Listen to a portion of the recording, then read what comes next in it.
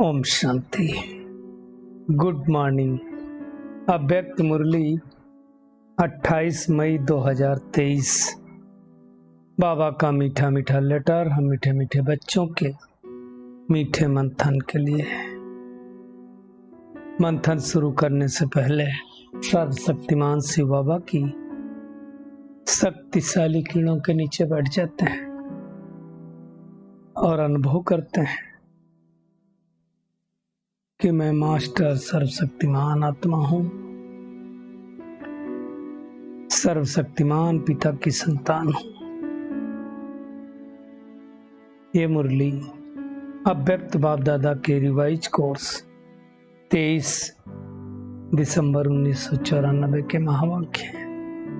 बाबा पहले बहुत जल्दी आते थे। मुरली का शीर्षक है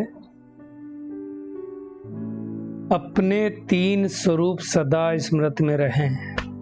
कौन से 3 स्वरूप बाबा ने आज कहा?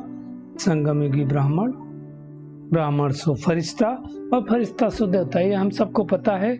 इसी सीक्वेंस में हमें आगे बढ़ना है। ब्राह्मण बन गए, बाबा को पहचान लिया तो ब्राह्मण बन गए। अब हमारा पुरुषार्थ क्या चल रहा है? ब्राह्मण से फरिश्ता बनने का। और जब फरिश्ता बन जाएंगे तो देवता बनेंगे। परंतु फरिश्ताई स्वरूप और देवताई गुण कब धारण करने? वो अभी इस पुरुषोत्तम संगम युग पर ही धारण करने।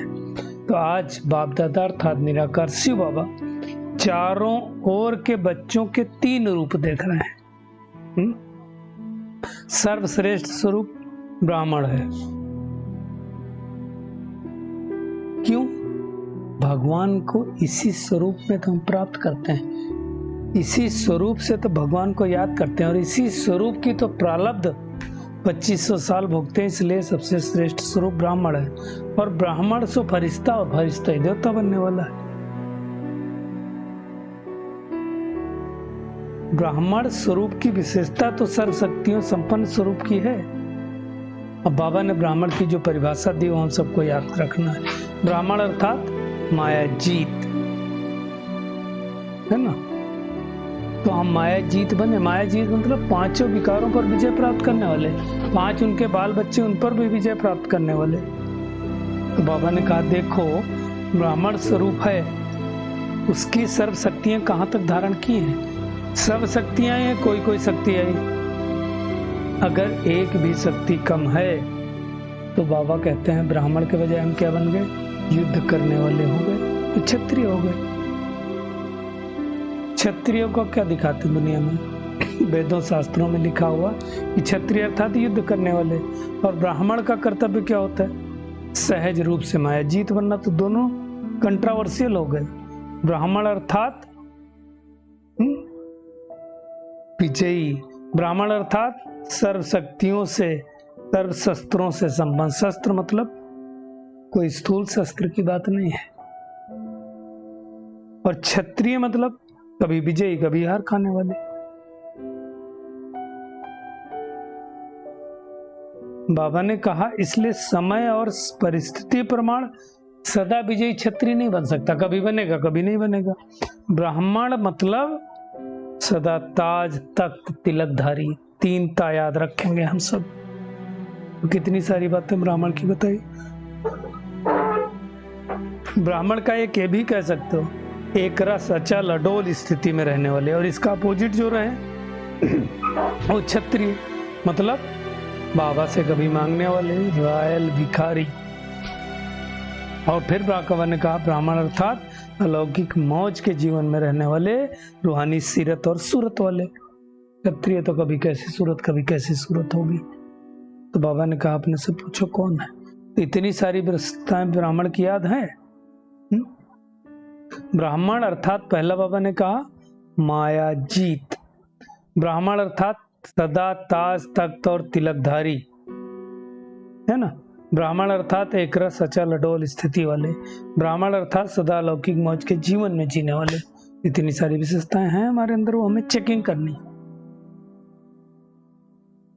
लक्ष्य ब्राह्मण का है, लेकिन अगर ब्राह्मण के बजाय कभी कभी क्षत्रिय बने तो चलेगा। लक्ष्य और लक्षण कैसे होने चाहिए? एक समान होने चाहिए, अंतर नहीं होना चाहिए। बोल और कर्म भी समान होने चाहिए, क्योंकि चंद्रवंशी तो कोई नहीं पसंद करता, कोई कहलाना नहीं पसंद करता। बाबा कहते हैं जिस समय युद्ध चले ना, उस समय अपना फोटो निकालो और फिर देखो कि उस समय मैं कौन हूं, और फिर चेक करके चेंज करो। अगर किसी के पास शस्त्र हो और शस्त्र समय पर ना काम आए तो क्या फायदा। तो बाबा कहता है आपको जो हमने ब्राह्मण के शस्त्र दिए वो काम आते हैं कि नहीं आते हैं, चेक करना है। तो पहली विशेषता है ब्राह्मण की ये सारी विशेषता है, और ब्राह्मण ही फरिश्ता बनेगा। क्षत्रिय सो फरिश्ता कभी नहीं कहा जाता है, ब्राह्मण सो फरिश्ता कहा जाता है। और दूसरा स्वरूप तो फरिश्ता का ही हम सब सुनते हैं, है ना। फरिश्ता अर्थात हमेशा सहज रखने वाला, मुश्किल नहीं। डबल लाइट फरिश्ता अर्थात तो कौन कौन सा डबल लाइट, एक तो हल्के रहने वाले, हर समय पराधीन नहीं, इसलिए दुनिया में कहते हैं पराधीन सपने सुख नाही। तो सदा स्वतंत्र, अधीन को कहा जाता पर बस। तो ब्राह्मण अर्थात डबल लाइट, हल्का। दूसरा ब्राह्मण अर्थात मौज की जीवन, ऐसे थोड़ी कभी मौज है कभी तकलीफ है ना। इसके लिए बाबा ने आज होमवर्क भी दिया कि पहला पार्ट तो सबको पता है मैं कौन हूँ, लेकिन मैं कौन सी आत्मा हूँ वो सोचो। हर रोज बोलते हैं मैं देवकुल की महान आत्मा हूँ, मैं शरीरी आत्मा हूँ, मैं पावरफुल आत्मा हूँ, ये सब समान है उनकी बात बाबा कह रहा है। तो फरिश्ता डबल लाइट, पहला हल्कापन और दूसरा स्वभाव संस्कार संबंध संपर्क सब में हल्के है। देखो हल्की चीज तो सबको अच्छी लगती है, बोझ वाली चीज किसी को अच्छी नहीं लगती है ना। और दूसरा बाबा ने कहा फरिश्ता अर्थात 95% लोगों के दिल पसंद हो। ये बड़ी बात बाबा ने बोली। 5% की बाबा ने कहा भी मार्जिन दे रहे हैं, आखिरी में वो भी मार्जिन नहीं। तो क्या मैं आत्मा जिसको जो बाबा ने कई बार कहा है चारों सर्टिफिकेट प्राप्त हैं, लौकिक का भी अलौकिक का भी, मतलब खुद से संतुष्ट, बाप से संतुष्ट, लौकिक से संतुष्ट, अलौकिक से संतुष्ट, ये चारों सर्टिफिकेट प्राप्त हैं। उसमें कम से कम 95% बाबा ने कहा, मतलब 95% लोग आपको पसंद करते हो। इसका सर्वे करना चाहिए एक बार। ऐसे तो नहीं है कि मैं तो हल्का हूं लेकिन मेरे को दूसरे समझते नहीं, जानते नहीं, ऐसा हो नहीं सकता ना। आपके जो संस्कार हो दिखाई तो देंगे। तो फरिश्ता अर्थात जिसका पुरानी देह पुरानी दुनिया से कोई रिश्ता नहीं। तो बाबा ने कितनी बार कहा हो, काका मामा चाचा उनसे न्यारे, पुरानी देहों से लगाओ नहीं तो देह के संबंधों से कैसे होंगे। बाबा कहते हैं तो अभी भी न्यारे और प्यारे हैं, प्यारे हैं लेकिन न्यारे होकर के प्यारे बनते हैं। न्यारे होकर प्यारे कैसे बने, नहीं किसी से बन रही है तो अब मैं बात ही नहीं करूंगा, बिल्कुल न्यारे हो गए।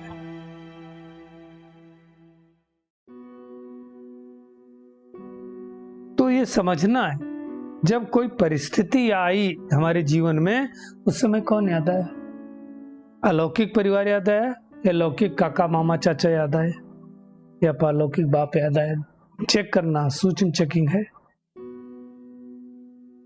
बाबा कहते जब संबंध बदल गया, जन्म बदल गया, फरिश्ता बन गया तो पुराने से फिर रिश्ता कैसा। चेकिंग करना है। कब चेकिंग करना, जब परिस्थिति आए तब चेकिंग करना। नॉर्मल में तो हम सब शेर हैं, परिस्थिति आए उस समय देखो कौन याद आता है, परमात्मा याद आता है, परमात्मा के बच्चे याद आते हैं या लौकिक के लोग याद आते हैं।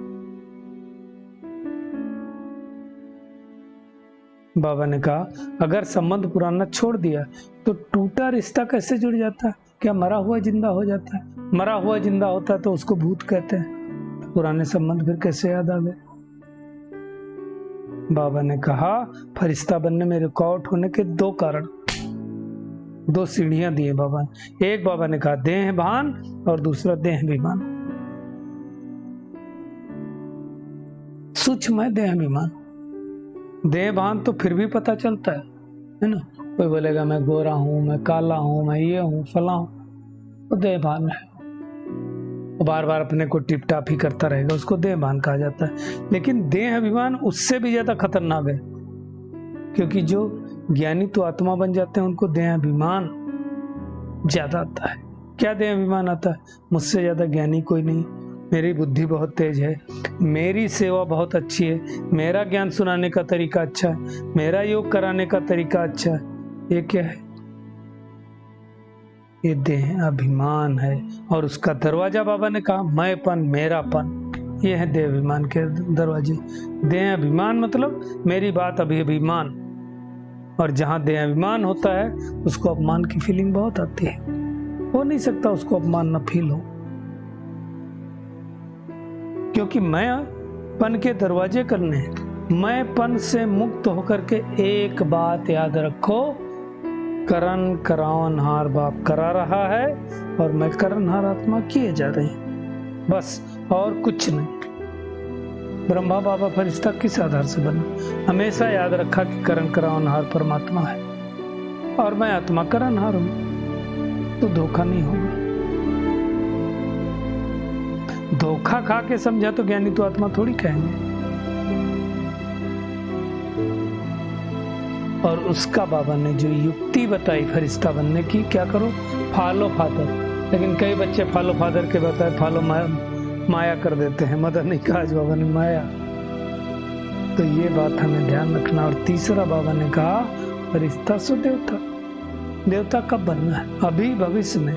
भविष्य में तो शरीर देवताओं का होगा, लेकिन दैवी गुण तो अभी से सजे होंगे। देवता अर्थात बाबा ने कहा सर्व गुणों से सजे सजाए, और ये श्रृंगार ब्राह्मण जीवन के हैं। मतलब संगम के समय देवता जीवन के संस्कार धारण करने। अभी अगर हम सजेंगे तो स्थूल श्रृंगार से सजे सजाए रहेंगे। तो देवता अर्थात सदैव बाबा ने कहा दिव्य गुणों से सजे सजाए। और दूसरा बाबा ने कहा देवता अर्थात देने वाला, लेवता नहीं, देवता, मास्टर दाता, हर एक को देने वाले, लेने वाले नहीं। तो बाबा ने कहा चेक करो कि दिव्य गुणों का श्रृंगार सदा रहता है या कभी कोई श्रृंगार भूल जाता है। कभी कोई भूल जाए, कभी कोई। सर्वगुण संपन्न बनना है तो कोई श्रृंगार भूल कैसे सकता है? 36 गुण हमारे अंदर होने चाहिए। तो चेक करना है हमारे अंदर कितने दातापन की निशानी आई है, कितने दिव्य गुणों से संपन्न बने। तो क्या करेंगे आज?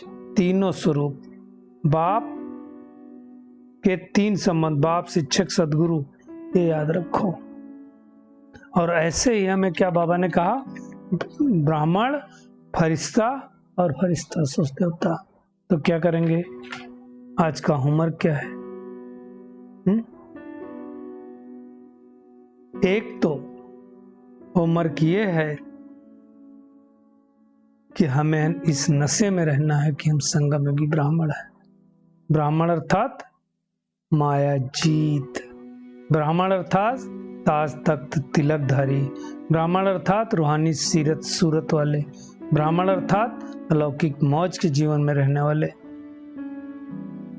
ब्राह्मण अर्थात बाप समान, और फरिश्ता अर्थात डबल लाइट, हल्के रहने वाले, उड़ने वाले, पुराने से रिश्ता खत्म करने वाले।